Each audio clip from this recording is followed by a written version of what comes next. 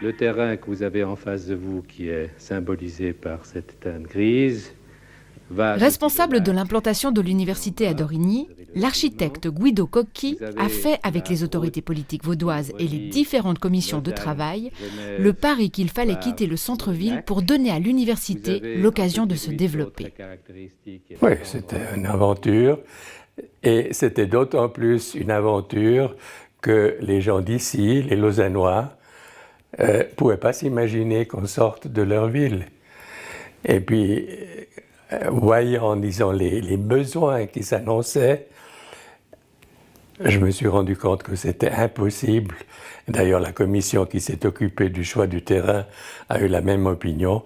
On ne peut pas réaliser cette université au centre de Lausanne.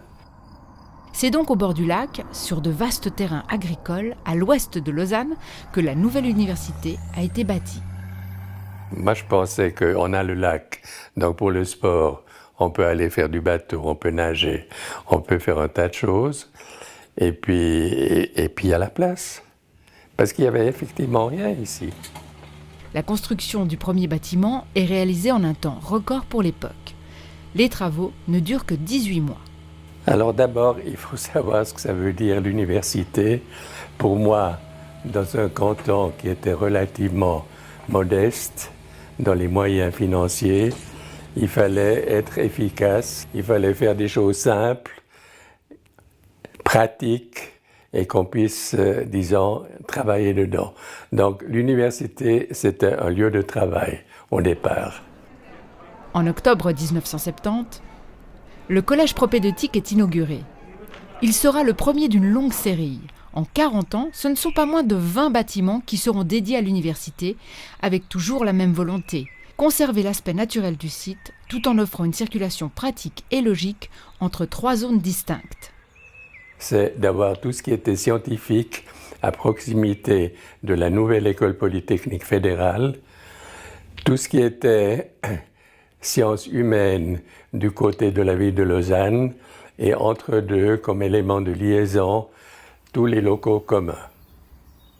Moi, j'ai d'abord pensé à une chose, c'est qu'on était dans une nature extraordinaire, avec des privilèges que très peu de terrains ont dans cette région, la vue sur le lointain. On voyait depuis la bibliothèque que vous connaissez, on voit les Alpes, on voit la France, on voit le lac, et sans faire un effort particulier, on est dans un monde privilégié. On s'est dit, au fond, il faut éliminer le maximum de routes. On va faire une route autour, mais à l'intérieur de l'université, on va aller à pied. Parce que ça fait du bien à tout le monde. Moi, je crois que les chercheurs et les étudiants, par ce jeu entre la concentration à un lieu de travail et puis la possibilité de profiter de la nature, ça les garde en équilibre.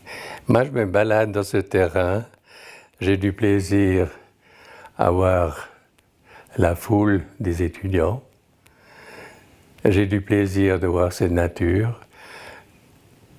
Je regarde les bâtiments, je me dis celui-là il est réussi. Je vois peut-être un autre bâtiment, je dis tiens, on aurait pu l'améliorer. Et je crois qu'on peut encore continuer à développer cette université sur ce site.